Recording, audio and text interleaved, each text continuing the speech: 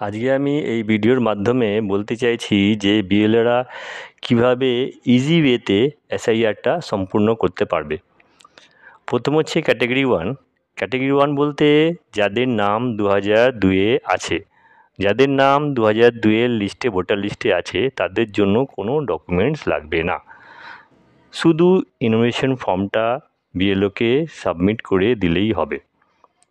Number two, category টুতে হচ্ছে যাদের ডেট অফ বার্থ, যাদের জন্ম 1 জুলাই 1987-র আগে, 1 জুলাই 1987-র আগে এবং তাদের নাম 2002-এ নেই, তাদের জন্য কি লাগবে? তাদের জন্য শুধু একটা ডকুমেন্টস, সেলফ ডকুমেন্টস বলতে গেলে নিজের ডেট অফ বার্থ যে ভোটার দেবে, সাবমিট করবে, তার ডেট অফ বার্থ প্রুফের জন্য 11খানা লিস্টে নাম আছে, সেই লিস্টের মধ্যে থেকে যে কোনো একটা ডেট অফ বার্থ প্রুফ দিলে হবে। এবার হচ্ছে ক্যাটাগরি নাম্বার থ্রি।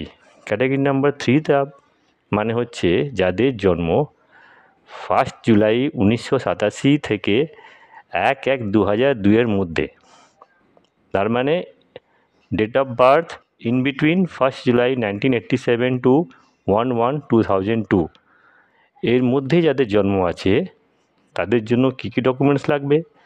তাদের জন্য ডেট অফ বার্থ একটা, যার নাম উঠছে ভোটার, তার ডেট অফ বার্থ প্লাস বাবা বা মায়ের ডেট অফ বার্থ প্রুফ, যে কোনো একটা, তার নিজের হলো এবং বাবা বা মায়ের মধ্যে যে কোনো একটা, তার মানে টোটাল দুটো ডকুমেন্টস লাগবে আর ইনফরমেশন ফর্মের সাথে অ্যাটাচ করে দিয়ে দিতে হবে, হয়ে গেল। কিন্তু এতে আবার দুখানা সাবগ্রুপ আছে ক্যাটাগরি থ্রিতে। সাবগ্রুপ বলতে যাদের বাবা বা মায়ের নাম 2002-এ আছে, যাদের বাবা বা মায়ের নাম 2002-এ আছে, তাদের শুধু সেলফ ডেট অফ বার্থ দিলে হবে এবং বাবা বা মায়ের 2002-এর যে লিস্টে যে নামটা আছে ওখান থেকে স্ক্যানিং করে দিলেই হবে, ব্যাস, এই দুটো হলেই হয়ে যাবে। এবং যাদের বাবা বা মায়ের নাম 2002-এ নেই, বাবা বা মায়ের নাম 2002-এ নেই, তার ক্ষেত্রে কী করতে হবে?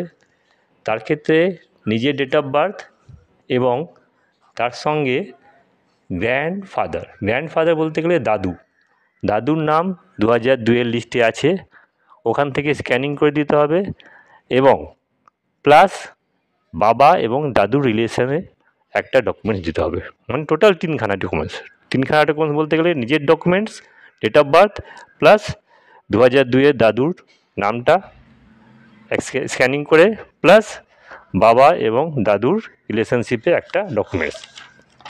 এবার হচ্ছে ক্যাটাগরি ফোর।